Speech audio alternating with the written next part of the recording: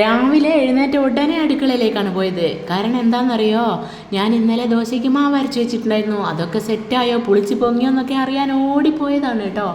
പിന്നെ ചട്നിക്കൊക്കെ അരച്ചൊക്കെ വെച്ചിട്ട് ഞാൻ രാവിലെ കുളിക്കുന്ന ആൾക്കാർക്ക് വെള്ളം അങ്ങോട്ട് ഉണ്ടാക്കി കേട്ടോ. അവിടെ 2-3 പേര് രാവിലെ കുളിക്കുവേ. അതൊക്കെ കഴിഞ്ഞ് ഞാൻ നേരെ കറിവേപ്പില പറിക്കാൻ പോയിട്ടോ. പുഴുവൊക്കെ തിന്നു. കഴിഞ്ഞ ദിവസം ഫേസ്ബുക്കിൽ ഞാൻ ഈ പോസ്റ്റ് ഇട്ടപ്പോൾ ഒരാൾ പറഞ്ഞു, ഇങ്ങനെയാണോ കറിവേപ്പിലയുടെ ഇല ഊരി കളയുന്നതെന്ന്.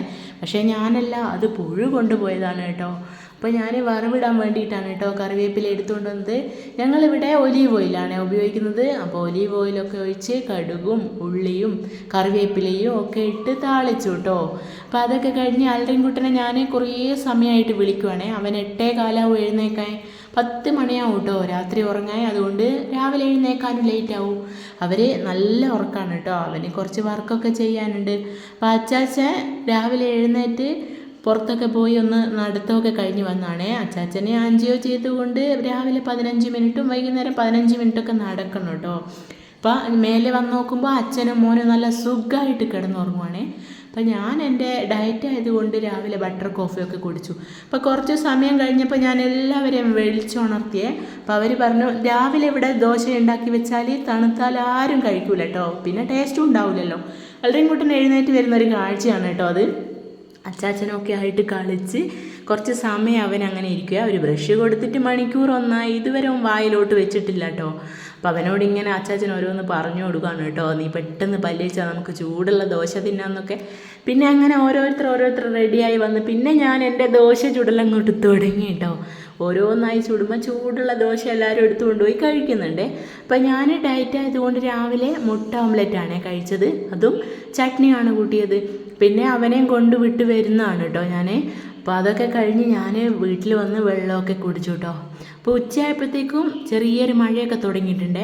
പിന്നെ ഉച്ചയ്ക്ക് വാഴച്ചുണ്ട് തോരൻ വെക്കാൻ വേണ്ടിയിട്ട് നമ്മളെ തന്നെ വാഴക്കൃഷി എടുത്തിലേക്ക് പോയി കേട്ടോ. അപ്പോൾ കടയിൽ ഇന്നലെ രാത്രി മീൻ കൊണ്ടുവച്ചിട്ടുണ്ടായിരുന്നേ. അതൊക്കെ ഞാൻ ഫ്രിഡ്ജിൽ നിന്ന് എടുത്ത് കൊണ്ടുവന്ന് മുറിച്ച് സെറ്റാക്കി കേട്ടോ.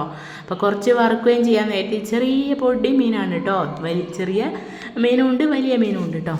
അപ്പോൾ അതൊക്കെ ഞാൻ മുറിച്ച് കുറച്ച് മുളകിട്ട് വെച്ച് കുറച്ച് വറക്കുകയൊക്കെ ചെയ്തേ. നന്നായിട്ട് വറവായാലേ ഇത് കഴിക്കാൻ പറ്റില്ലേ, മുള്ള് കൊണ്ട് അഭിഷേകമായിരിക്കും കേട്ടോ. അപ്പോൾ അതൊക്കെ കഴിഞ്ഞ് ഞാൻ വാഴച്ചുണ്ട് തോരൻ വെക്കാൻ വേണ്ടിയിട്ട് അച്ചമ്മേനോട് അരിയാൻ പറഞ്ഞു കേട്ടോ. അതൊക്കെ അരിഞ്ഞ് വെച്ചു. ഞാൻ കറിവേപ്പില വീണ്ടും പോയി പറിച്ചുകൊണ്ട് വന്നു, മുളകിലൊക്കെ ഇട്ടു റെഡിയാക്കി വെച്ചിട്ടുണ്ട് കേട്ടോ. ഞാൻ ഉച്ചയ്ക്ക് ഈ ലോ കാർബ് ഡയറ്റ് എടുക്കുന്നതുകൊണ്ട് അരി ഭക്ഷണമൊന്നും പാടില്ല കേട്ടോ. അതുകൊണ്ട് ഞാൻ വാഴച്ചുണ്ട് തോരനും വറുത്ത മീനും പിന്നെ സാമ്പാർ അച്ചമ്മ വെച്ചിട്ട് ഇച്ചിരി കങ്ങം പിടിച്ചൊക്കെ പോയിട്ടുണ്ടായിരുന്നു. അപ്പോൾ അതിൻ്റെ കഷ്ണമൊക്കെ എടുത്തുകൊണ്ട് വന്ന് കഴിക്കുവാണ് കേട്ടോ ഞാൻ. അപ്പോൾ ഉച്ചയ്ക്ക് ഇതാണ് ലഞ്ചാണ് കേട്ടോ ഇത്. വേറെ ചോറൊന്നും കഴിക്കൂല, അരി ആട്ട മൈദ ഒന്നും കഴിക്കൂല. അപ്പോൾ ഞാൻ കഴിക്കാൻ പോവാണ് കേട്ടോ. അപ്പോൾ ഇന്ന് വാഴച്ചുണ്ട് തോരനും വറുത്ത മീൻ, സാമ്പാർ, പിന്നെ ഇന്നലത്തെ അയലക്കറി. കുറേ പേരുടെ തെറ്റിദ്ധാരണയാണ് കേട്ടോ, ഇറച്ചിയും മീനും കഴിച്ചിട്ട് എന്താ വെയിറ്റ് കുറയാനാണോ, പിന്നെ ഡയറ്റ് ആയതുകൊണ്ട് ഇറച്ചിയും മീനും കഴിച്ച് ഇത്രയും ഇറച്ചിയൊക്കെ തിന്നാൽ എങ്ങനെ, എന്ത് ഡയറ്റാന്നൊക്കെ. പക്ഷേങ്കിൽ നമ്മൾ